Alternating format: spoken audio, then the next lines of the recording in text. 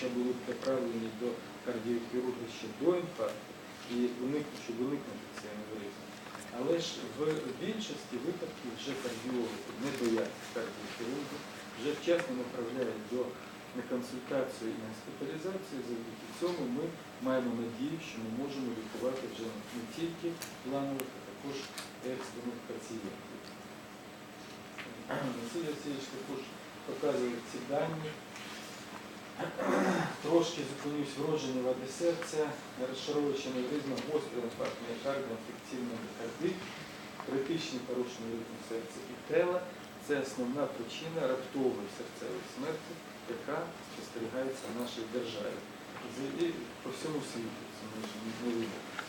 Але ж вчасне надання первинної допомоги на рівні кардіолога, лікаря екстреної медицини або допомоги на рівні сімейного лікаря, вчасне направлення дає змогу таких пацієнтів врятувати. Отже, що таке екстрена кардіохірургія? Це вид спеціалізованої кардіохірургічної допомоги, яка має бути надана одразу після встановлення кінцевого діагнозу. Тобто привезли розшаровуючу аневризму з тампонадою, одразу з колес повинна бути доставлена в операційну та прооперована. Знайшли десь в регіоні гострий коронарний синдром, одразу сісти в швидку допомогу і поставити до найближчого реперфузійного центру. Невідкладна кардіохірургія – це підвид такої екстреної хірургії, коли в нас є формально 24 години для надання допомоги. Коли ще щось треба дообстежити, треба організаційні моменти вирішити, таке інше. Самі патології, що потребують, це всі патології, в принципі. Це і патології порушення ритму серця, вродження аномалії і набуття аномалії. Якщо підняти дані літератури, то раптова серцева смерть в основному спричиняється аритміями. 85-88% це аритмічні причини, 12% лише це інші серцеві причини. І серед аритмій більша частина – це шлуночкова кардія, це шлуночкова фібриляція. Тому на кожному кроці в публічних місцях за кордоном є дефібрилятори. І тому це дуже важливо знати для того, щоб вчасно врятувати. Що якщо впала людина, то на 88% це в неї серцева причина, аритмічна причина. І з неї ще на 90%, що це фібриляція шлуночка. Звичайно, є певні показники, як треба виміряти, узнати і перевірити, чи що це є, може якісь родичі поруч будуть, підкажуть. Але ж настороженість є саме на фібриляцію шлуночка. Ось як ми проводимо профілактику раптової смерті в Україні. Якщо порівняти населення, приблизно вже однакове, ці 4 мільйони переїхали вже в Польщу, поляки приїхали далі і таке інше. Тому можна порівнювати. Ось що ми робимо. Ми робимо 5 тисяч імплантацій стимуляторів штучних кровоїв на рік. І ми в той самий час Польща виконує майже 30 тисяч. Ми імплантуємо 85 дефібриляторів. Польща 8300. Саме це завжди показує наш спеціаліст високознаний спеціаліст з аритмології Залєвський Валерій Павлович, який весь час на всіх засіданнях і в інституті, і на комітетах, і на асоціації, в Мінздраві доводить, що це один із дієвих методів порятунку людей. І що, в принципі, ці 8300 пацієнтів на рік, вони майже приречені до загибелі або до розвитку якихось тяжких інвалідизуючих історій. Але з огляду на те, що один дефібрилятор коштує майже 200 тисяч гривень, то держава далеко не спроможна ще забезпечувати таке лікування. Тому наші фахівці, в тому числі і Залєвський Валерій Павлович, і Кравчук Борис Богданович, вони роблять трошки спрощені речі, як кажуть, вольне видумку хитра. Тобто, якщо в країнах, там, де цивілізовано, там, де є походи до імплантації дефібрилятора, просто імплантують, де і все. нас ми намагаємося знайти за допомогою картування те джерело збудження, що визиває фібриляцію шлуночки. І за допомогою радіочастотного струмення розбиває це джерело. Таким чином, уникаючи, пацієнт умовно стає здоровим, умовно, тому що вдруг ще в якомусь місці з'явиться це джерело. Але ж ми вважаємо його умовно здоровим, і він не потребує вже імплантації такого високовартісного. На жаль, такі випадки не завжди вдалі, тому що з одним джерелом збудження пацієнтів не так уж і багато. 1, 2, 3, якщо є ектопічний очевид, там можна ще вилікувати таким чином. Якщо поліморфна тахікардія, дуже багато по всій поверхні серця, і внутрішній, і зовнішній, то, звичайно, такий метод не підходить, тому що ми просто випалимо це серце, як напалмо, а толку з цього не буде. Вроджені аномалії. А в основному це структурні, критичні вроджені вади серця, це порушення розвитку магістральних судин серця, це порушення розвитку великих судин, які відходять від серця, таке інше. Це в основному критичний артеріальний стеноз, критична коарктація аорти, критичний стеноз легеневої артерії, перерив дуги аорти і так далі. Тотальна аномальна дренаж, гіпоплазія відділів серця. Це всі структурні критичні вади серця, які потребують нашої допомоги буквально з перших хвилин після народження дитини. Також є певна категорія пацієнтів з вродженими порушеннями ритму серця. Це ви всі пам'ятаєте, там має бути частота народження дитини. Тут 40 практично. Звичайно, така дитина потребує одразу імплантації стимулятора. Це постійно проводна шлуночкова тахікардія, потребує дитина проведення радіочастотної абляції навіть в новонародженому віці. І також найбільший досвід є у Залєвського, майже найбільший досвід у світі, тому що в нього досвід інституту, в тому числі і Валерія Павловича, це близько тисячі імплантацій стимуляторів у дітей і близько 400 радіочастотних абляцій у дітей, в якому імплантовано штучну ритму серця. І найменший пацієнт – це 3-денний доношений пацієнт, якому проведено радіочастотну абляцію через судину. Тобто це ультракласні операції, дуже фахові.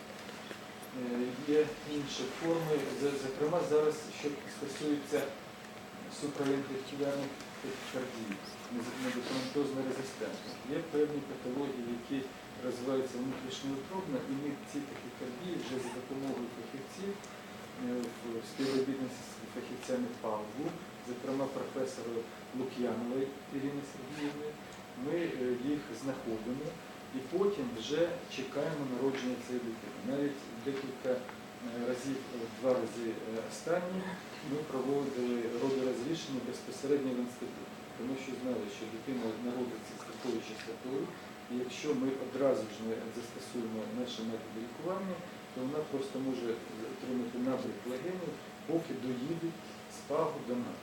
Тому ми трошки порушимо цих методів, але ж наблизили кардіологічну допомогу до дітей. Цікава зараз програма, також започаткована фахівцями інституту, це контроль відкритої артеріальної протоки в недоношеному дітей. Ви знаєте, що діти недоношені всі мають певної ступені вираженості, дистрес-синдром і ураження легенів. Легені ще недорозвинені. Окрім того, ці легені, які і так слабо проводять газообмін, ще йде велика кількість крові з відкритої артеріальної протоки, яка у недоношених дітей дуже часто залишається відкритою довгий час, довгий період. Тому декілька місяців можуть виходжувати цю дитину, але ж дезінтубувати інтубувати або перевести на самостійне дихання не можуть, тому що легені постійно знаходяться під гемодинамічним тиском, перевантажені об'ємом. Тому в таких ситуаціях є певна частина дітей за допомогою нестероїдних протизапальних препаратів і дистрофен і ендометрицин. Ми визиваємо закриття цієї ватної відкритої артеріальної протоки. А ті, які не піддають такої терапії або мають покази, вони мають бути закриті хірургічно. Зокрема, такі операції ми проводили в Київській області і проводили в Чернівцях. Чернівці нас визвали до дитини, яка народилася з вагою 700 грамів. Вона місяць там викормлювалась на трубочці і доросла до кіло 200, але ж далі вони вже не мали прогресу ніякого, не могли дезінтубувати. Тоді наша бригада виїхала з інструментами за допомогою самоавіації, поїзду, білети скали самі і оплачували. І там провели цю операцію закриття металової протоки, і в принципі на наступний день вже дитину дезінфікували за правоохоронців. Тобто це має бути розповсюджено, це невідкладна хірургія. Але ж дуже багато і топ-менеджерів охорони здоров'я, і просто лікарів, вони бояться. Бояться, як це у нас в районі лікарні буде кардіохірургічне втручання. Хоча там, в принципі, треба просто стерильні умови, невеличкий розріз на грудній клітці, достатися металової протоки і стерилізація. Це невелика кардіохірургічна. Тобто ви, як майбутні провідні фахівці в галузі медицини, пам'ятайте, це дуже гарна опція для новонародженої дитини. Є фотографії з наших мандрівок. Патологія клапанів серця також буває екстреною і невідкладною. Коли, припустимо, розрив стулок, відрив хорд клапана серця, коли потрібно дуже швидко прийняти рішення і провести кардіохірургічну корекцію. Коли у пацієнта хронічна клапанна недостатність, то він адаптується до цього і його не треба там хватати одразу. Якщо у пацієнта розрив стулки, виникає або відрив хорд і стулка провалюється в ліве передсердя, то, звичайно, такий пацієнт в зоні ризику по набряку легенів і передчасної смерті, якщо не провести операцію в той самий час. Така ситуація може трапитися при інфекційному процесі, при баротравмі, коли є травма на фронті там, чи в мирний час. При гострому інфаркті міокарда, коли в зону інфаркту потрапляє папілярний м'яз. Також є стенози клапанні, які розвиваються протягом багатьох років. Зокрема, це буває при ревматичному процесі або при дегенеративному процесі. І пацієнти поступають до нас вже з критичним стенозом. Якщо уявити, що стеноз, градієнт тиску між лівим шлуночком і аортою 110-150 мм ртутного стовпчика. Це означає, що в шлуночку, якщо у пацієнта тиск 100 на 50, то в шлуночку буде 250. Звичайно, такий шлуночок довго не попрацює, і є висока загроза фібриляції просто від перевантаження. Або якщо є критична мітральність, коли площа отвору менше 1 см квадратного.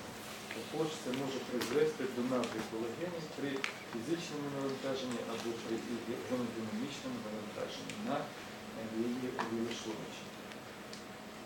І після попередніх операцій на серці, це тромбоз штучного протезу клапана серця і інфекційний ендокардит штучного протезу клапана серця. Тут ви бачите, зокрема, КТ, коли тромб закрив майже половину штучного клапану серця. Звичайно, що одна із стулочок просто не відкривається. І тут можна спостерігати, тут тромбик, тут тромбик, який наліз на стулочку. А при рентгеноскопії це видно взагалі дуже чудово. Одна стулька смикається ще якось, а інша стоїть звичайно, там високий градієнт на цьому клапані, є загроза емболізації тромбами, тому така операція має проводитись екстрено, без зволікання. Є певна окрема група пацієнтів з такою патологією, це вагітні жінки. І буде у нас ще лекція професора Давидової, вона може на цьому зупинитися, може ні, але ж я хотів би зауважити, що коли жінка з штучним клапаном серця вступає в вагітність, то всі акушери-гінекологи бояться варфарінового синдрому. Вона ж постійно приймає варфарин.